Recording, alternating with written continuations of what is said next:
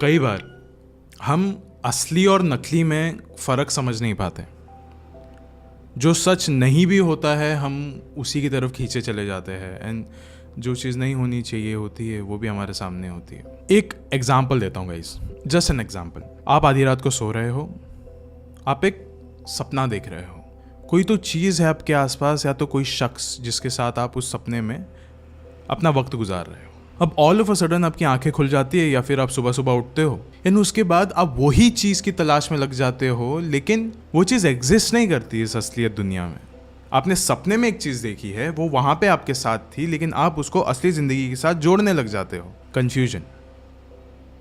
यही चीज़ आज के इस वीडियो के अराउंड होने वाली है, लेकिन काफ़ी खौफनाक होगा ये जो भी होगा आपके साथ। ये जो वीडियो है, ये जो कहानी है आज की, ये हमारे मुंबई शहर के दादर स्टेशन के अराउंड की कहानी है। मैंने कभी भी एक्सपेक्ट नहीं किया था कि दादर स्टेशन के आसपास ये सारी चीज़ें होगी, लेकिन बहुत सारे इंटरनेट आर्टिकल्स में पहले लिखा गया था कि दादर स्टेशन इज़ हॉन्टेड, या फिर दादर स्टेशन के अराउंड भी बहुत ज़्यादा पैरानॉर्मल एक्टिविटी देखी गई है, लेकिन मैं कभी माना नहीं। लेकिन उससे मुझे कोई फ़र्क नहीं पड़ रहा था कि शायद वहाँ पर हॉरर हो सकता है कि नहीं हो सकता है। But recently we got a new article जो कि एक्चुअली रेडिट पे था। रेडिट से हमको मिला ये वाला आर्टिकल जिसके अंदर लिखा गया था about this horror story, and now we are going to narrate this horror story. Guys, Dadar station एक ऐसी जगह है जहाँ पे हर वक्त भीड़ होती है। अभी आपके दिमाग में भी होगा ये, कोई बहुत सारे लोग होंगे जो कि कमेंट में आके भी बोलेंगे भाई दादर स्टेशन में तो ऐसा हो ही नहीं सकता, वहाँ पे बहुत सारे लोग ऑलरेडी रहते हैं, चाहे कितनी भी रात हो, चाहे रात के 3 बजे क्यों ना हो, वहाँ पे लोग रहते हैं। बात आपकी सही है, लेकिन बहुत सारे ऐसे प्लेटफॉर्म्स हैं वहाँ पे दादर स्टेशन में जो कि खाली भी रहते हैं, क्योंकि लोगों को उसके इतिहास के बारे में पता है। एक शख्स के साथ यहाँ पे कहानी बीती थी। उस वक्त वो वहाँ पे उस प्लेटफॉर्म में अकेला था, शायद से उसके साथ कोई और भी था, बस वो जिंदा नहीं था। So guys, now I finally announce my third series, the Mumbai horror story series. I don't think so कि इस सीरीज का कोई भी एंड होगा, लेकिन ये तो एक ऑन गोइंग सीरीज़ है हमेशा। It is I am very famous for Mumbai की horror stories, and I want कि इस बार इस सीरीज़ में ना आर्य कॉलोनी की बात की जाए, ना मुकेश मिल की बात की जाए, ना मरीन ड्राइव्स की बात की जाए, किसी चीज़ के बारे में भी बात नहीं होगी, लेकिन सिर्फ और सिर्फ खौफनाक कहानियाँ बताई जाएगी विदाउट एनी फिल्टर। तो आपको देखते वक्त भी थोड़ा बहुत चौकन्ना रहना चाहिए, क्योंकि शायद से आपकी रातों की नींद खराब हो सकती है इस सीरीज़ को देखने के बाद। लेकिन वीडियो में आगे बढ़ने से पहले मैं आपसे एक सवाल पूछना चाहता हूँ कि साल 2025 में आपका सबसे बड़ा डिसअपॉइंटमेंट क्या था? मेरा सबसे बड़ा डिसअपॉइंटमेंट था कि मैं पैसे ज़्यादा खर्चा करने लग गया था। मैं पैसों को इन्वेस्ट करने के बजाय उसको लिटरली फ्लश करने लग गया था। लिटरली गाइस, मुझे लगता था कि ट्रेडिंग ना बहुत ज़्यादा मुश्किल है। मुझे लगता था कि 2-3 साल तो लगते ही है एटलीस्ट इंटरमीडिएट लेवल तक पहुंचने के लिए। लेकिन गाइस, अभी एक प्रोग्राम है, अभी जस्ट लॉन्च हुआ है, एंड ये मेरे दोस्त तरुण ने बनाया है, एंड गाइस ये लिटरली कुछ तो अनबिलीवेबल कर रहा है। अभी दिखाता हूँ। यूरो डॉलर पेयर में प्राइस गिरने वाला है, सॉफ्टवेयर ने बताया है, तो मैं 2600 का ट्रेड डाल रहा हूँ। ये प्रोग्राम AI से चलता है और मार्केट की एग्जैक्ट डायरेक्शन डिटेक्ट करता है। बूम, देखिए पहली बार में ही 4992 का प्रॉफिट। सॉफ्टवेयर फिर से ड्रॉप शो कर रहा है, इस बार थोड़ा बड़ा करते हैं, 7500 का ट्रेड। वैसे तरुण पहले द इकोनॉमिक्स टाइम में फाइनेंशियल एनालिस्ट था और अपना पूरा एक्सपीरियंस उसने इस एप्लीकेशन में डाल दिया है, पावर्ड बाय AI। और देखो 14,400 का प्रॉफिट सिर्फ कुछ ही मिनट्स में। विड्रॉल भी एकदम इंस्टेंट, सिर्फ 1 मिनट में बैलेंस 29,822। जादू लगता है ना, लेकिन ये असली है। अगर तुम भी पैसे कमाना चाहते हो तो फिर डिस्क्रिप्शन पे दिए गए लिंक पे क्लिक करो, टेलीग्राम चैनल को ज्वाइन करो और तरुण को रेडी मैसेज करो। एंड गाइस, अगर आपको अभी भी डाउट है तो फिर आप इनके कस्टमर्स के, क्लाइंट्स के, आप इनके रिव्यूज देख सकते हो जिन्होंने इससे अपनी लाइफ बदली। गाइस, अभी ट्रेडिंग लिटरली बहुत ज्यादा ईजी हो चुकी है। सो गाइस, जल्दी से इस सॉफ्टवेयर के इंस्ट्रक्शंस को फॉलो करो। लेकिन अब ये वीडियो शुरू करने से पहले ऐसे ही और horror, mysterious and historical videos देखने के लिए सब्सक्राइब कर दीजिए इस चैनल को। अब ये कहानी शुरू होती है। गाइस, ये बात है कुछ 1995 की, जब राघव नाम का एक लड़का काम किया करता था नागपुर में। रेलवे स्टेशन पे उसका काम था RPF ऑफिसर का। RPF ऑफिसर वो होते हैं जो कि प्रोटेक्शन के लिए काम आते हैं, किसी भी चीज़ की सिक्योरिटी के लिए काम आते हैं, और उनको अपना काम काफ़ी ईमानदारी से करना पड़ता है। इसके अंदर कोई भी ब्लैक वगैरह वाली चीज़ें नहीं चलती। It's a very clean job. Raghav एक ऐसा आदमी था जो कि हमेशा नाइट ड्यूटी लिया करता था, क्योंकि उसको रात में जागना उसके लिए कोई बड़ी बात नहीं होती थी, यानी उसको रात में जागने की आदत भी थी, इसके लिए वो नाइट ड्यूटी किया करता था। अब ये बात थी 1995 की, यानी उसका फर्स्ट टाइम ट्रांसफ़र हो रहा था और उसको अप्रेजल मिल रहा था। तो ट्रांसफ़र में उसको जो जगह मिली वो थी दादर रेलवे स्टेशन, जो कि है महाराष्ट्र मुंबई में। लेकिन गाइस यहाँ पे राघव ने ना थोड़ी बात अपनी चेंज कर दी ऑफ नाइट ड्यूटी। उसने कहा कि नहीं, मुझे यहाँ पे मॉर्निंग शिफ्ट चाहिए, एंड गवर्नमेंट वाले भी मान गए थे, जो हायर कर रहे थे वो भी मान गए थे कि हाँ ठीक है, इसको आप मॉर्निंग ड्यूटी दे दो। लेकिन हमेशा उससे ना क्वेश्चन पूछा था कि आपके इतने साल के सर्विस के अंदर आपने सिर्फ नाइट ड्यूटी करी है, यहाँ पे आपको मॉर्निंग ड्यूटी क्यों चाहिए, डे शिफ्ट क्यों चाहिए। उसने कहा देखिए, मैं आरपीएफ ऑफिसर हूँ, मुझे ऑफकोर्स पता है कि इस दुनिया के मतलब हमारे नेशन के सबसे ज़्यादा बेस्ट और वर्स्ट रेलवे स्टेशन में से कौन से है और सबसे ज़्यादा मिस्टीरियस रेलवे स्टेशन में से कौन से है, जो कि दादर रेलवे स्टेशन भी है। उसने कहा कि दादर स्टेशन में हमेशा मैंने भूतों की कहानियाँ सुनी हैं, मैंने ऐसा सुना है कि यहाँ पे बहुत सारे पैरानॉर्मल चीज़ें होते हैं।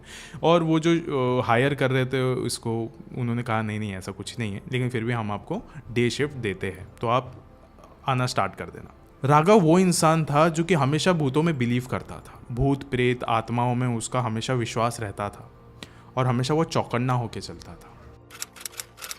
अभी 3 महीने गुजर चुके थे।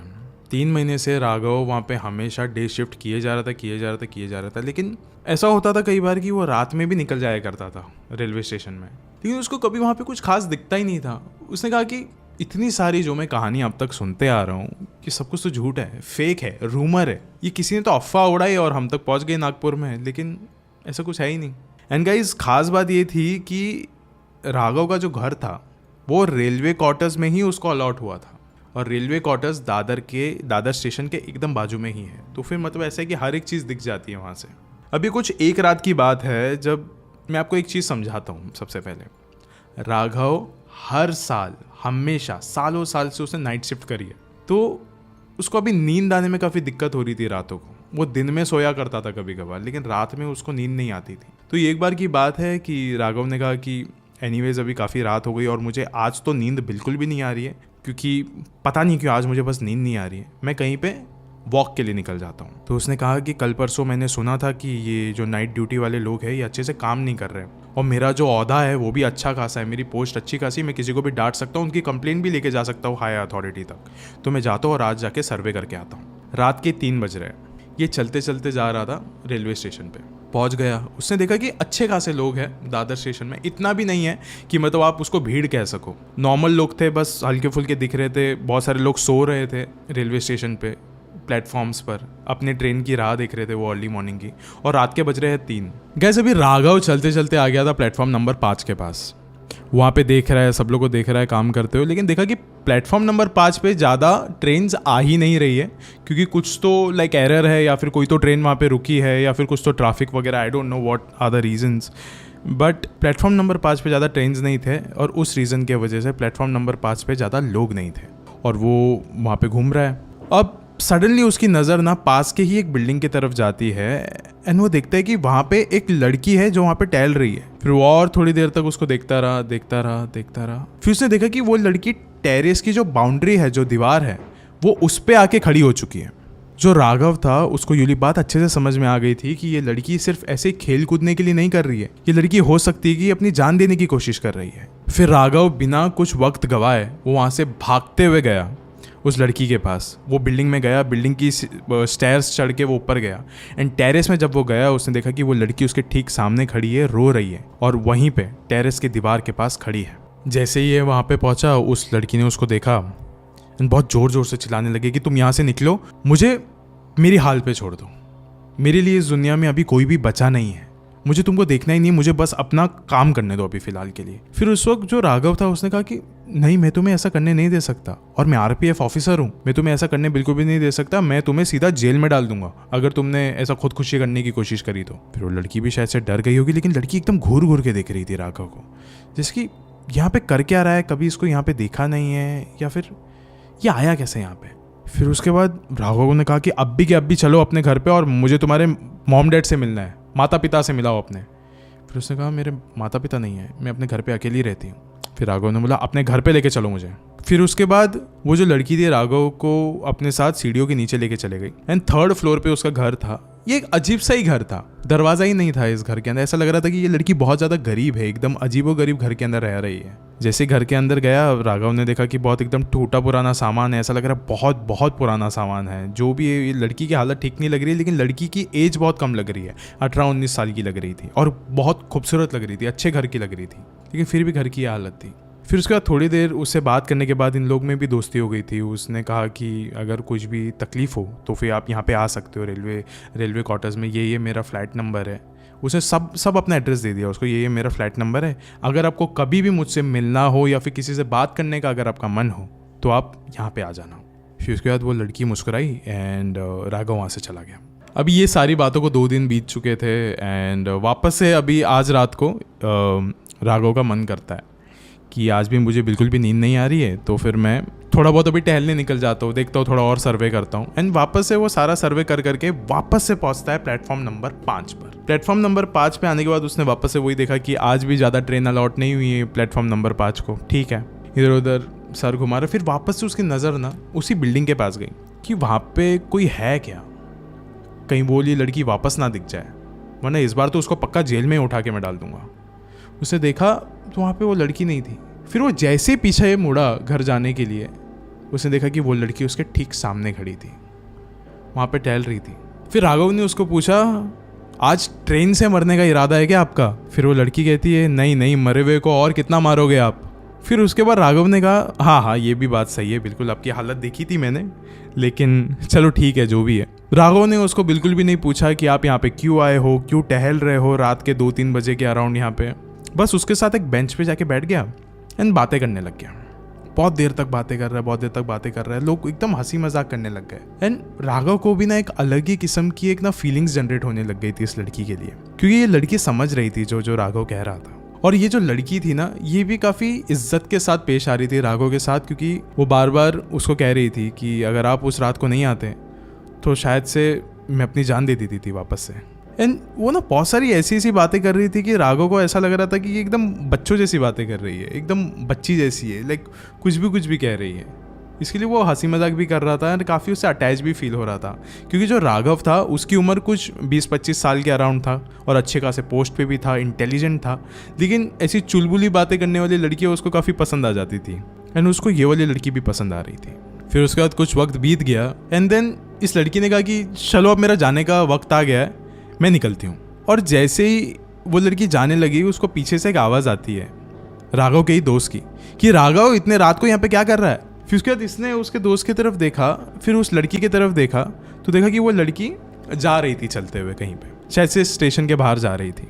फिर चलो ये चले गए तो अभी तो इसको इससे मिला नहीं सकता। फिर उसका दोस्त आया, दोस्त का नाम था सुरेश आके इसके बाजू में आके बैठ गया। उसने बोले, इतनी रात को तू यहाँ पे क्या कर रहा है? 3:30 हो रहे अभी। फिर उसने कहा कि नहीं, यहाँ पे एक लड़की थी, बहुत दिनों पहले, कुछ 2-3 दिन पहले मैंने इसकी जान बचाई थी, उसी बिल्डिंग में रहती थी, वो टेरेस से छलांग मारने की कोशिश कर रही थी, फिर मैंने उसको रोक दिया और आज भी मेरे को यहाँ पे मिल गई। तो मैंने उसको पूछा कि आज ट्रेन से मरने का इरादा है क्या? फिर उसने कहा कि नहीं, मरे हुए को और कितना मारोगे।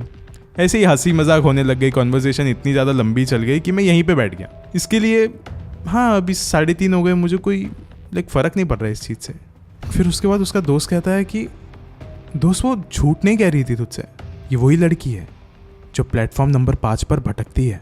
जिस बिल्डिंग की तरफ तूने इशारा किया है ना, वहाँ पे कोई रहता नहीं है दोस्त, खंडर है वो बिल्डिंग, सब टूटा पुराना सामान है उसके अंदर, कोई नहीं रहता उस बिल्डिंग में, वॉचमैन तक नहीं है, कोई सिक्योरिटी नहीं है वहाँ पे, और तू वहाँ पे चला गया आधी रात को इस लड़की को बचाने के लिए। उसने जो तुझे कहा कि जो मर चुका है उसे ऑलरेडी मरने की ज़रूरत नहीं है, और वो बात एकदम सही है, वो मर चुकी है दोस्त, वो एक प्रेत आत्मा बन चुकी है, और तू उसके साथ बैठ के बातें कर रहा था। ये बिल्कुल भी सही नहीं किया तूने उसको अपनी ज़िंदगी में आने की एक अनुमति दे दी है। अभी तेरे साथ दोस्त कुछ भी गलत हो सकता है राघव, अपने आप का ध्यान रखना। इसके बाद राघव बहुत ज़्यादा शॉक में बैठा हुआ था उस बेंच पर, क्योंकि इसको एक अलग ही किस्म की फीलिंग जनरेट हो रही थी, मोहब्बत हो रही थी उस लड़की के साथ, बिकॉज वो 2 बार मिल चुका था उससे ऑलरेडी, एंड वो लड़की दिखने में भी काफ़ी अच्छी थी, और इसको ऐसा लग रहा था कि मेरी भी अभी उम्र है शादी करने के लिए, तो शायद कुछ हो सकता था हमारे बीच। लेकिन अब उसके सारे सपने वहीं पे बिखर चुके थे, और ऊपर से वो शौक था, डर भी चुका था कि मैं किसी प्रेत आत्मा के साथ यहाँ पे घूम रहा था। मैं आज के बाद रात को यहाँ पे कभी भी नहीं आऊँगा, कभी भी नहीं, कुछ भी हो जाए मैं प्लेटफॉर्म नंबर 5 पर कभी भी नहीं आऊँगा। और ऐसा बोलकर वहाँ से चलते चलते चला गया अपने घर पे। अभी कुछ 3:30 हो रहे थे और अगले दिन था संडे, तो उसका ऑफ था और उसको सोना था रात भर। तो उसने बोला कि चलो अब मैं सो ही जाता हूँ। तो 3:30 बजे के आसपास वो सोने चला गया। सुबह उठा और पूरे दिन इसी चीज़ के बारे में सोच रहा था। हर जगह पे लोगों से इसी के बारे में बात कर रहा है वो, कि क्या आपने भी सुना है इसके बारे में। सबने कहा कि हाँ मैंने सुना है। एंड गाइस 1995 के दौरान यूली बात काफ़ी ज़्यादा फैली हुई थी कि हाँ दादर स्टेशन में ऐसा कुछ तो हुआ है, और इवन इंटरनेट आर्टिकल्स पे भी काफ़ी ज़्यादा चीज़ें हैं इसके बारे में। अब ये अगले दिन के रात की बात है। ये सो रहा था एंड सोते सोते इसको ना एक हंसी की आवाज़ सुनाई दी। इसकी आंखें खुली और इसके सामने ठीक वही लड़की खड़ी थी।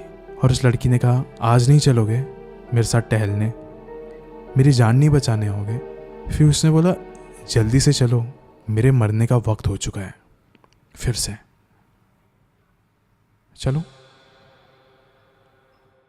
गाइस आज इस वीडियो के अंत में मैं आपसे बस इतना ही कहना चाहूँगा कि अभी तो वो वाली बिल्डिंग वहाँ पे एग्जिस्ट नहीं करती। बहुत सारे अभी अगर आप दादर में जाओगे तो बहुत अच्छा खासा डेवलप हो चुका है। 1995 से 2025 तक चीज़ें बहुत ज़्यादा बदल चुकी है। वो लड़की की आत्मा मुझे नहीं लगता कि अभी भी कहीं पे भी भटकती होगी, क्योंकि इतनी ज़्यादा रोशनी है अभी दादर में। और ये जो चीज़ें होती है, जो प्रेत आत्माएं रहती है, सिर्फ और सिर्फ अंधेरे में भटकती हुई नजर आती है। और जहाँ तक बात राघव की है, उसके बाद वो कुछ डरा वरा नहीं, ऊपर से उसने ये सब चीज़ों का सामना करने की उसमें हिम्मत आ गई थी कि हाँ ये सब चीज़ों का सामना मैं आराम से कर सकता हूँ, मुझे कोई भी डरने की बात नहीं है। लेकिन अगर यहाँ पे कोई कमज़ोर दिल वाला होता तो उसी रात उसको दिल का दौरा पड़ सकता था, लेकिन राघव उस रात को बच गया। और गाइस ये जो दादर वाली हॉरर स्टोरी है, ज़्यादा लोगों को नहीं पता है। ओनली वहाँ के जो लोकल लोग हैं जो 1995 में अराउंड ज़्यादा रहते थे, उनको इस रूमर के बारे में पता है। अब ये सच्ची घटना है कि नकली घटना है या फिर सिर्फ एक रूमर है, ये आप लोगों को ज़्यादा अच्छे से पता होगा। अगर आप दादर से हो तो प्लीज़ कमेंट्स में बता दीजिए कि आपको यूली कहानी कैसी लगी और क्या ये सच है या फिर सिर्फ एक लोकल फोक टेल। जल्दी करो, अभी सॉफ्टवेयर एकदम फ्री है। जो तरुण है वो कभी भी इस सॉफ्टवेयर का फ्री एक्सेस बंद कर सकता है। तो फिर मेरे डिस्क्रिप्शन पे दिए गए लिंक को जल्दी से क्लिक करो एंड जल्दी से जाके इस सॉफ्टवेयर को ग्रैब करो। बस अभी फास्ट एक्ट करो वरना लेट हो जाओगे। शुक्रिया।